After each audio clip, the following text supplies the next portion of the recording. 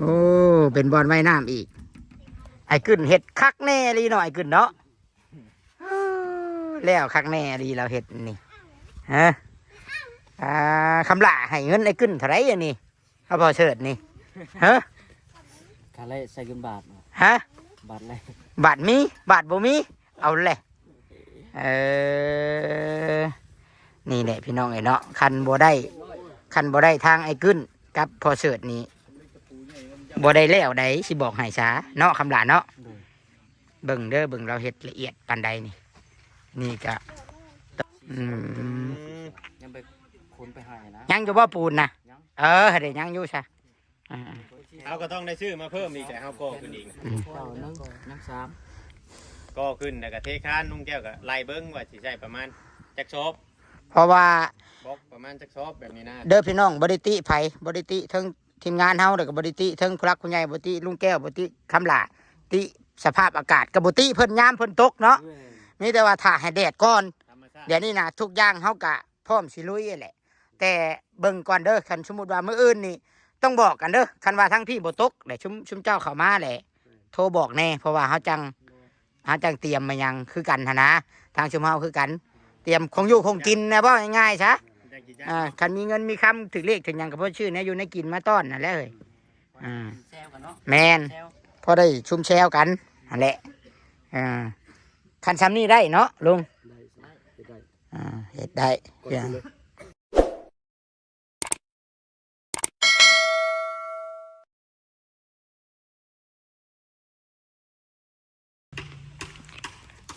เอาทุกคนยังอยู่กันตอนนี้เป็นเวลาเกือบ2 โมงแรงเด้ทางตุสิตกับเบาเวียงก็ยังบ่ได้พากันกินข้าวกินน้ำจำได้นี่ทุกคนเนาะก็ยังบ่ได้ออกแต่ที่ดินของคำหล่าทุกคนเลยเนาะจังได้กะกราบทักทายสบายดีเด้อทักทายสบายดีพ่อแม่FC หมู่เพื่อนลุงเปล่าเอ้ยอ้าย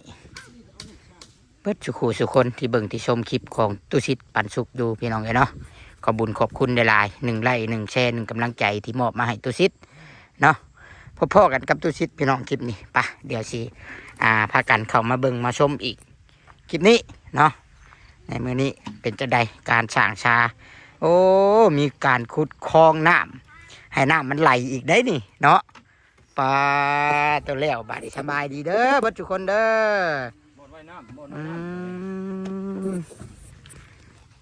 โอ้เป็นบอลว่ายน้ำอีกไอ้ขึ้นเห็ดคักแน่ลีหน่อยขึ้นเนาะแล้วคักแน่ลีเราเห็ดนี่ฮะคำละให้เงินไอ้ขึ้นเท่าไรอย่างนี้เอาพอเฉิดนี่ฮะคาเล่ใส่เงินบาทฮะบาทเลยบาทมีบาทบ่มีเอาเลยนี่แหละพี่น้องไอ้เนาะคันบ่ได้ทางไอ้ขึ้นกับพอเฉิดนี่บ่ได้แล้วใดสิบอกให้ช้าเนาะคำหลาเนาะเบิ่งเด้อเบิ่งเราเฮ็ดละเอียดปานใดนี่ก็ตะปูตอกถือว่าเฮ็ดแบบเฮ็ดแน่นหนาเลยเนาะลุงเนาะเห็นบ่เพื่อนก็ยันตะปูอยากมั่งจำนะบ่ให้มั่งเลยแน่นี่นอนลิ้นเย็นนี่แม่ไว้ให้ลิ้นเย็นแล้วอ่ะชวนเฮือนก็เป็นชวนของเฮือนได้ฮะโอ้มันคนละชวนกันได้ใกล้น้ำเนาะน้ำมาโกยมานอนนี่มันคนละชวนกันได้คนละชวนกันอันนี้เย็นอะไรบาทนี่มันว่าเย็นลิ้นได้นี่หูทางหุ่นกะจมเพิ่นพากันเฮ็ดลักคือออกทางหูพี่น้องเด้อันนี้ก็เป็นคลองบนน้ำไหลเนาะนี่เฮ็ดเป็นคลองบนน้ำไหลนี่เบิ่งเด้อเสื้อผ้าเฮาก็บ่ตากใส่บัดนี้คำละเฮ็ดฮาวเฮ็ดบอนตากต่างหากเฮ็ดลวดหัวต่างหากบ่ให้พลาดแถวนี่สอดเศษแถวนี้จนนั้นเป็นคนรอดคนย่างเข้ามาหาตัวบัดส่งสลิปส่งอย่างบัดตากอยู่บ่เอาเด้เราต้องหาเฮ็ดบอลพี่ก็ได้พี่บอลคนบ่เที่ยวก็บอกเพิ่นเด้อฮาวเสือฮาวหยังเด้ออ้ายเด้อทางน่ะเด้อสิก็บอกเพิ่นเดี๋ยวคักดิพี่น้อง มาแล้วก็คำว่าจะเฮ็ดให้มันเป็นบ่อนน้ำไหลก็หาบ่อนขุดออกไป มันไหลเลยเนาะวัน แล้วแต่มันไหลไปเนาะลุงเนาะนี่อืมโอ้เฮ็ดคักอะไรบ้านนี้มีเสื้อผ้าอยู่บ่เนาะคำหลาเนาะเอออ่า ลุงแก้วมาลุงแก้วโวยนอนเอ้ยบนยิน เฮ็ดเฮือนเมื่อยก็อยู่นี่ได้เนาะลุงเฉิดเนาะคักอะไรบ้านนี่ ใจเขามาโหย อืม ก็มองว่าเสือผ่าแล้วเอาตากทั้งนี้ก็ได้เนาะแค่ตากเอาออกจากประมาณ แม่นเฮาอยากไว้เบื้องพุ่นก็ได้เฮ็ดเบื้องพุ่นช้าคันเฮ็ดหรือว่าอยากเฮ็ดเบื้องพี่ก็ได้ ก็พี่ก็ได้เฮ็ดทางพี่ก็ได้ อ๋อรอด เฮ็ดพี่ก็ได้ไอ้ขึ้นเลยเพราะว่ามันอันนั้นมันยันเขาเฮ็ดเฮือนเฮ็ดหยังยันไปใกล้เขาไม่ได้จังเฮ็ดก็ได้ดอกพักผ่อนหย่อนใจหาเฮ็ดบอนที่ว่าบอนคนบ่เที่ยวแน่คำลาเอ้ย ตาคนบ่เที่ยว ทางคนบ่เที่ยว ตังค์น้อยเลยใส่ บอนตัวไว้เสื้อผ้าโตอันนี้ก็ชุมอ้ายชุมหยังมาผัดเขาอยากถ่ายคลิปถ่ายหยังบ่แม่นแต่อ้ายได้ก็อ้ายสิบอกแนะนำนะมันบ่แม่นแต่อ้ายเด้ มันหลายคนมาแบบนี้ ที่เพิ่นมีของดีของหยังเราไปรอดช่งสลิปหมอแม็กโดดเว้ย ตะพื้นเนาะ แม่นผู้เพิ่นคลำน่ะนั่นเด้กับมันอีกอย่างมันเป็นแนวต่ำเฮาก็ไผก็บ่อยากรอดนั่นแหละ นั่นดอกเด้มันก็เป็นคักได้บัดนี้คักอะลิพี่น้องเอ้ยโอ้ เขาได้ดังเลย นั่งอยู่เด้เนาะ ตกลงบุเขาก็ได้บุญบ่ายฝนตกลิน บ่เข้าเฮือนก็ได้พี่ติอยู่นอกพี่คำลา นั่งกับแม่ เตียงกับเตียงผู้ใหญ่ซื้อมาให้น่ะก็มาไว้อยู่ดินเฮาบาดนี้อันเด้ บนเฮา วิทย์อยู่ดอกผลนี่ ปิดบ่อยขึ้น วิทย์ผลนี่ผู้เกือบผล อันนี้ติเพราะว่าบัดมันถึกแดดสิมานี่มันก็สิกรอบสิหยังเข้าเนาะตัวนี้นะพี่น้องตัวนี้มัน มันสิได้อยู่แดดหนึ่ง2 แดดนี่แหละปานนั้นไป คันบุมินี่ก็แบบสารปกติแบบพาเอื้อนเพิ่นก็อยู่ได้โดนเติมได้ห้องแถบคือเพิ่นอันนู้นแต่ในห้องแล้วเอาแค่ตังใส่แล้วเอาปกติ เอาอันนี้มาปลุกอีก สองแผ่นคันสมมุติบุมิ เอาชามรถไปยังมันจังพอดีเลยชามกับตัวนั้น เอาอีกบ่คำละเอาอีกบ่เอาให้มันเป็นมาตรฐานเลยบ่ เอามาบ่ได้เฮ็ดเก้าบ่ ฮะ ทำออกมาบ่เฮ็ดไม่เฮ็ดคืนนี่หนึ่งปุ๊กเฮ็ดคืนนี่คือเก้าบ่มันกว้างงอกบ่เขาสิเอามาอีกบ่ หืม มันกว้างอีกเฮ็ดอีกคือเก้าสบาย เอาเลยเฮ็ดไอ้กึนว่าวเฮ็ดปกอยู่เทึงผู้ใดลุง สมมุติ ทาน บุ ห้าง มิ ก็ได้อะนะมันบ่ปิวหรอกมาได้ลุงแก้วมา ฮะ ไม่ประบ้านเขาก็ได้สารแบบ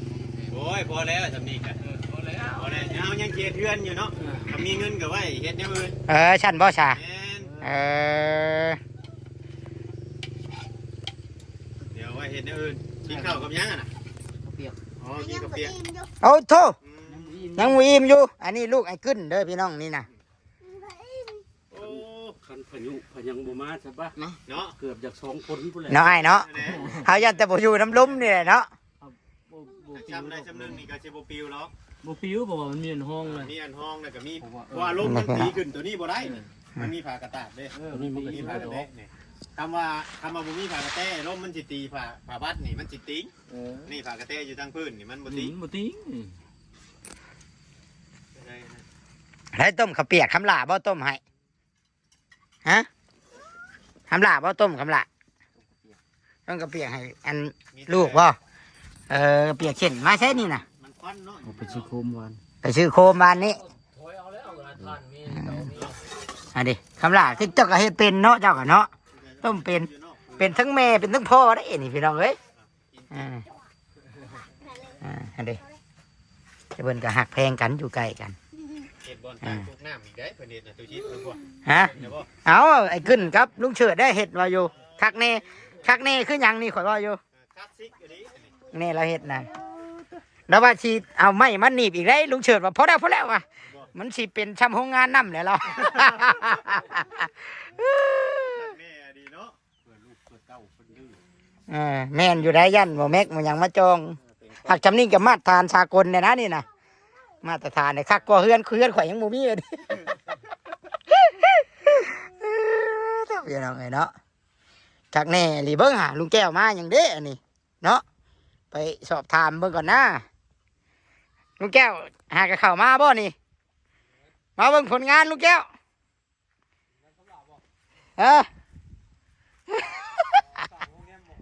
แมน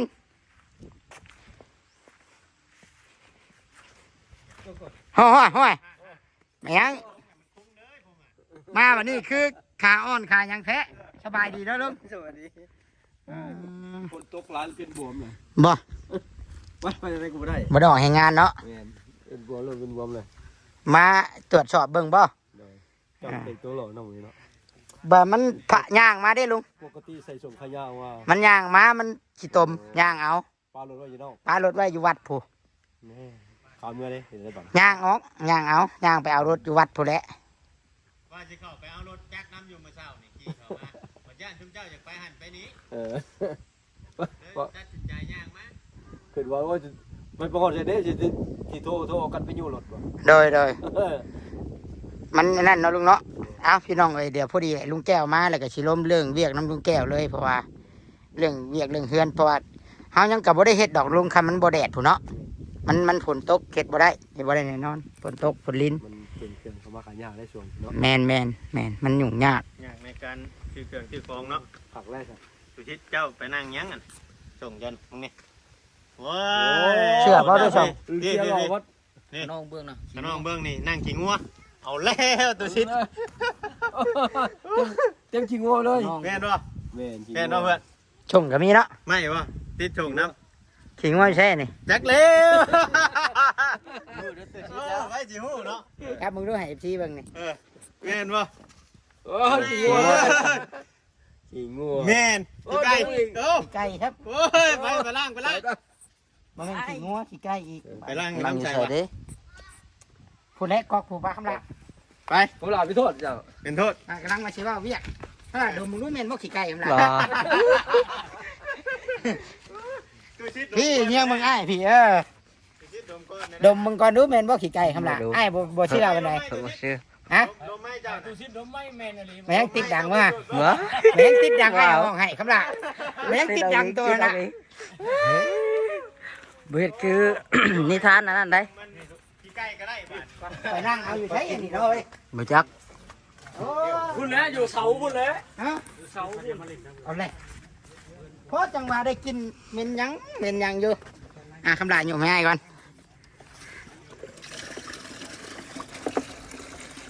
ยมเต็มรถ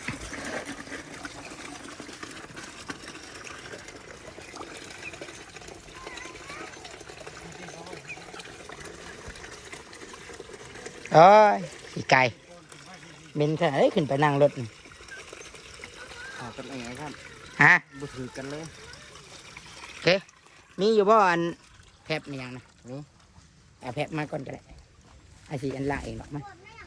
จับกล้องให้อ่ะนี่พี่น้องนั่งฮอดขี้ไก่จนแห้งจนมันแห้งคำลาเอ้ย จังเห็นบ่เวียงเห็น ด้านใดขึ้นรถอีก เติมนึงเนาะในสูงก็มีได้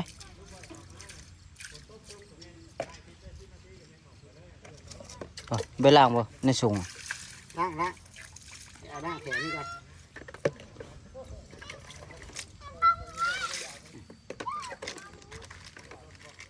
กินผักกินขี้ไก่มันหลด เมนคืออย่างนี้เนาะหลาน โด เนาะ ย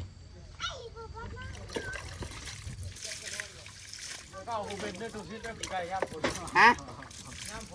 แห้งกุยลุงเลยแห้งเน่าคักน้ำผลนะ เฮ้ยส่งลายเพราะคำลายอยู่ส่ง เป็ดอะไรโอ้ข้างพี่ข้ามเบี้ยนช่องทางใน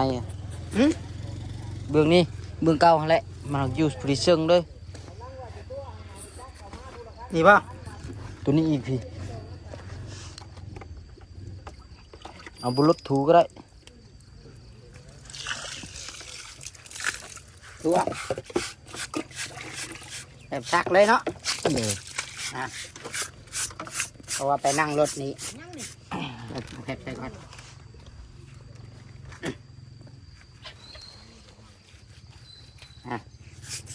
พอถูติดถูได้ส่งอย่าถูขาเจ็บ เจ็บโอเคนั่งก่อน มึงแน่ทุกคนเลยนั่งหดที่ใจมาหาคำลาออกแล้วบ่ทำเบิดแล้วบ่ โดย เกิดเรื่องเฮ้ยใครแก่บ่เวียงท่วงก่อนฉันแหละขึ้นนั่งรถถ่ายอ้ายพี่เหรอวะถ่ายอยู่เห็นอยู่ ดมยุ่ออกไว้เลยบ่ดมรถมันหอมแล้วแบบนี้นะ เฮ้ยได้ป่ะกินนี่บ่ดมแล้ว บ่ได้มีหรอวะในเชือกเบิดได้เนาะ โดยในส่งก็เบิดแล้ว แต่ว่าแคทมันบ่ออกเบิดโอเคขอบใจไปร่มเรื่องเฮือนเฮาบัดนี่เป็นจังไดลมกับลุงแก้วกับน้องหล่าก่อนมากับน้องหล่าเนาะสบายดีเด้อน้องหล่าเด้อเห็นเลยที่น้องหล่ามันอยากคืองูเนาะมันอยากคืองูแน่คือว่าแหละน้องหล่ากับลุงแก้วบ่ได้มาไผมื้อน่ะไผมาเฮ็ดอันนี้น้องสวยกับไผน้องแม็กเนาะน้องแม็กผัดเราหากะมาใหม่เด้ฮะ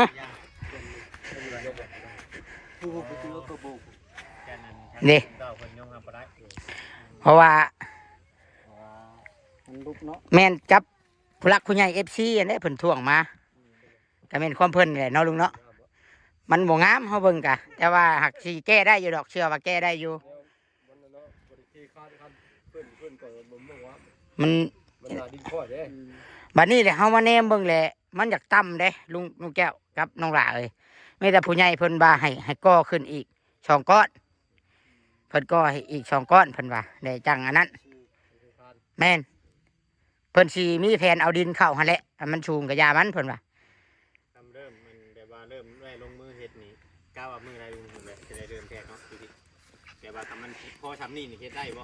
นะกับสภาพอากาศพอทำนี่เนาะพอทำนี่นะต้องสิเป็นไปได้อยู่ได้อยู่เนาะมันหักอยู่ไหนช้ำนี่ได้เช้านี่กระโจกลงบัดยามเฮาสิมาเวียกนะบัดมาแบบนี้ได้กะพอมีทำนี่เนาะวานนี่ตอนแรงนี่เฮาเมื่อนี่ช่วงบ่ายนี่เห็นตะเว้นได้วานนี่เนาะมันหนักคือมื้อเช้านี่ได้โจกลงมื้อเช้านี่เฮ็ดได้ซะแม่น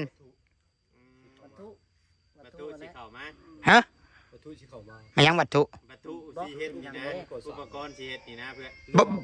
เขากำลังบล็อกเบิดเลยหรือว่ายืมบล็อกผู้นี้บ่ได้ก็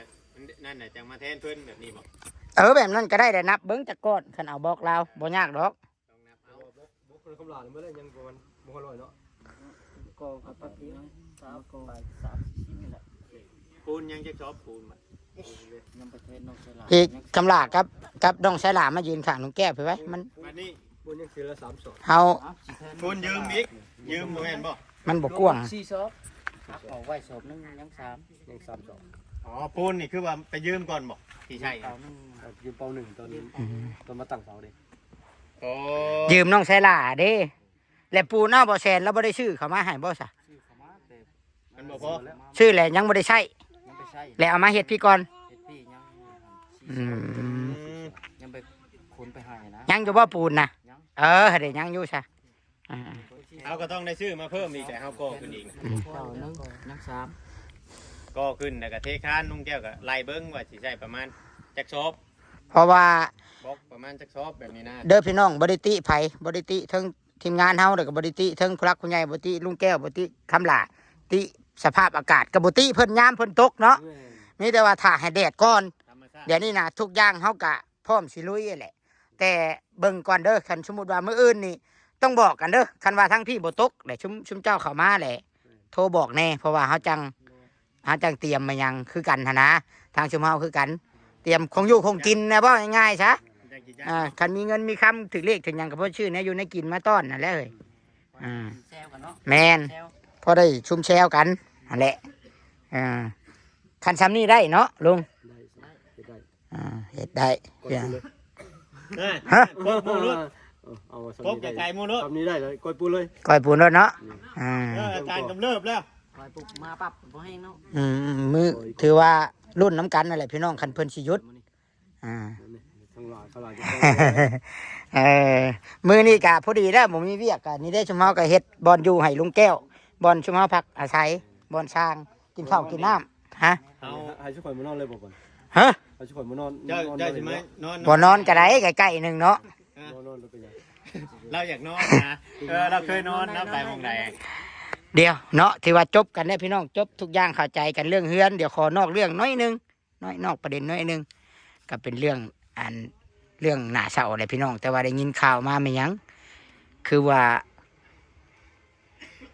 เพิ่นหลอกคนบ่ โอ้มัน มันแม่นแท้บ่เดี๋ยวนี้ จะเตือนคนให้คนย่านอยู่ซื้อเลยพากันหลอกกันเอง ฮะ พากันหลอกกันเอง รอนกันเอง คุณ เนาะ บอกคุณ หลอนกันเบิดหมู่บ้านเลยบ่นั่นนี่ บ้านเลย เรื่อง จะได้ว่าพอได้ก็เรามาแล้วบ่ได้ว่าจริงๆมันเป็นภาพลวงตาของ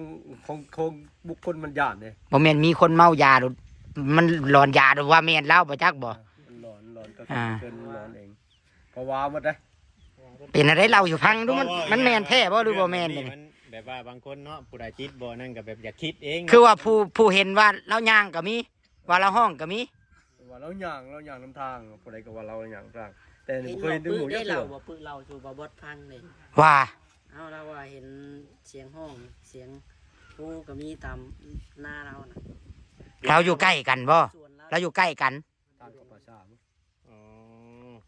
สำหรับคนสมุเห็นเลย อืม คือว่าน้องไม้กันจนบ่กล้าอยู่เฮือนว่ะ ไม่ได้อยู่เลย มีไปอยู่เลย แถวนั้นได้ ใครจะนอนเทือนเราเนี่ย มุ้ยมีแต่ เออ บ้านให้เงินเรา เออ เอ เอาทีนี้ อ ก็พอมือได้เนาะ เนี่ย สีย่านวะย่านคนบุเดียวเลย ขอเลขน้ำลาวเด้อเลข6โตว แน่นอน ลุงแก้วเลข6โตวรถลุงเอา ได้เดี๋ยวบอกเดี๋ยวนี้นะ โอ้ยเห็นเรา เอามึงดูวันจันทร์นี่เอามึงดูวันจันทร์นี่เอามึงดูหรือว่าถ่าฮอดมือมันก่อนบ่ เอามือมันก่อน จับมือกับลุงแก้วได้พี่น้องเอ้ย เท่าผมก็เล่าก่อน โอ้โชคก็เล่า เฮาสิหนีเฮาสิจิตปรุงแต่งลายก็บ่ได้ได้พี่น้องมันก็ว่ายังไงบางทีเพิ่นคันว่ามีแท้ก็เพิ่นก็อยากสื่อสารมันหยังกับเฮาก็บ่ต้องย่านก็ได้ปานนั้นก็ได้เนาะอ่า ว่าเช่นเห็นนวลยางงงว่าน้ำทางเนี่ยสิอยากไปถามอยู่เนี่ย เจ้าน่ะติ สิตั้งใจไปถามว่าเป็นยังไง ทุกข์ยากบ่เนาะเป็นจังไดเนาะอยากได้หยังขาดเหลือบ่เฮาก็ ผิดเถียงกันยังจังว่าเป็นเกิดเป็นวิธีถามเรา เฮาก็เฮ็ดบุญเฮ็ดหยังไปให้ก็ได้เนาะ ไผไปหาอันนั่นน่ะผู้อยู่คุกน่ะไผไปหา บุญท่านมี ยังไม่มีไผไปบ่ มีแต่ท่านเล่ไอ้น้องเขา มาจักไอ้น้ แต่ อง ทั้งนี้ยังท่าน คือว่าจักไผทายว่าเจ้าไปพบบ่แม่นบ่ยังบ่ได้ไปพบบ่ ไปพบอยู่ในเขตนี้ไปถามเรื่องราวว่า ไปถามในกลุ่มในเขต กลุ่มนี้ แต่ว่าบ่ได้ถามตัวเราเอง บ่ เห็นแต่เจ้าหน้าที่เพิ่นเล่า เจ้าหน้าที่เป็นคนเรา ถ้าเมื่อน้องเขาน่าจะไปเนาะ น่าจะ บ่แม่นเพิ่นส่งลงลักหกเลยบ่เวียงคดีแบบนี้ขอยันส่งแล้วทิศเดียวเพิ่นส่งแล้วเพิ่นส่งลงพุ่นรถ แม่นเลย เพิ่นก็ตัดสินแล้วก็บางทีสิอยู่ลักหก ตอนมาปรึกษากันน่ะไอ้น้องเพิ่นบ่ได้บอกในรายบ่ได้เกี่ยวกับเราตัวเราเพราะว่าบ่เกี่ยวเลย เพราะว่ามันยังขุดนำอยู่จากประเทศวิธีใด อืม คือในกองน้องคงกับมาปรึกษากันวันหนึ่งมาปรึกษานำกับจักที่ทำการแผนอยู่ใดคือว่าเจ้าหน้าที่เหมือนกับเพิ่นมือเจ้าไฮโล หากต้องมีมาทำแผนประกอบการนะคดีแบบนี้นะเขาว่ามีได้ต้องให้สารภาพแล้วเพิ่นก็สิว่ามาให้ว่าเจ้าเฮ็ดแบบใด ต้องเฮ็ดต้อง เจ้าเฮ็ดแบบใดวิธีเจ้าอันทำให้เมียเจ้าทำให้แบบใดเขาก็มาถ่ายรูปไว้แต่ละรูปวิธีเจ้าเฮ็ด ทำเจ้าหน้าที่เขตเพิ่นว่าทางเจ้าหน้าที่เท่านั้นบ่กล้าเอาออกมาเพราะว่าย่านเกิดข้อมูลแฮง เกิดความแห้งเกิดขึ้นแล้วยัน อื ควบ ม คุมสถานการณ์บ่ได้ ย่านชาวบ้านลุมประชาทัน จำคือไทยเพิ่นเอิ้นกันเนาะ คือว่าลุมตี ทำร้าย พี่น้อง เนี่ยเนาะ แมน เพราะว่าหลายคนว่าโหดใครก็ว่าโหดใครก็โหด แลชาวบ้านนี่รับบ่ได้กับการกระทำ ทั้งบริวารแต่อาจจะน้องแต่ส่วนบุคคลเห็นก็ยังว่าโหดเกินแห้งนะ เฮาฮู้ข่าวก็ยังฮู้นะว่าอันนั่นน่ะเนาะ มันโห บ่ ด ได้ว่านั่น เกินแห้งเลยเขาคิดยันว่ามันหลายคนบ่เฮ็ดบ่ได้ แต่ลงประเทศเพิ่นเดือเขาเจ้ากันยังว่า เฮ็ดได้จังใดติ ได้จังได๋เขาโหดแท้ว่าคือลึกแท้ว่ามันเป็นตัวไปได้ว่าเจ้าหน้าที่บ่ปล่อยมาบ่เขาว่า อืมเขาก็ตะถ่าอยู่ติ เขาเห็นเขาขึ้นจิกอันนั้นน่ะมันใส่น้ำมันน่ะ เขาก็อยากใช้จักพุละบาท2บาทเนาะ อ่า และย่านมันหุนแฮงเกินกว่าหันแต่มันสิเกิดการสูญเสียอีกพี่น้องเอ้ยกะพังเบิ่งเนาะแล้วแต่เจ้าหน้าที่เพิ่น พี่น้อง เนาะ แม่นได้แต่เจ้าหน้าที่เพิ่น เดี๋ยวคนที่ตัดสิน อันนี้ได้ยินข่าวมาฉะดอกว่าคือว่าเอาเลยเราก็สิปานนั่นบ่ว่าก็มีหยังก็เฮ็ดบุญเฮ็ดหยังได้ไปให้เราคันว่าเรายังวนเวียนอยู่ก็ได้ เขา